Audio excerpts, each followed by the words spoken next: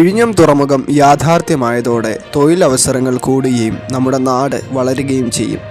വിഴിഞ്ഞത്തിനോടൊപ്പം നാടിനെയും വളർത്താൻ സജ്ജമാക്കുക എന്ന ലക്ഷ്യത്തോടെയാണ് കിഫ്ബിയും സർക്കാരും ചേർന്ന് നടപ്പിലാക്കുന്ന പദ്ധതികളായ industrial and economic growth triangle.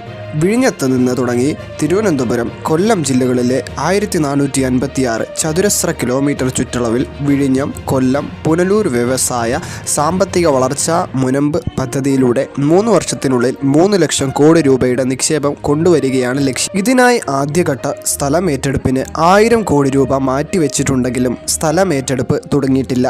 സർക്കാർ പരമാവധി ഭൂമി ഏറ്റെടുത്ത് ഓരോ പ്രദേശത്തെയും പരമ്പരാഗതവും നൂതനവുമായ വ്യവസായ സംരംഭങ്ങൾക്ക് അവസരമൊരുക്കും.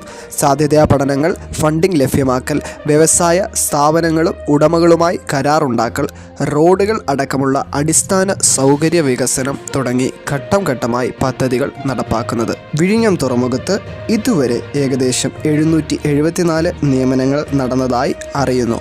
അതിൽ 534 പേർ കേരളത്തിൽ നിന്നുള്ളവരാണ്.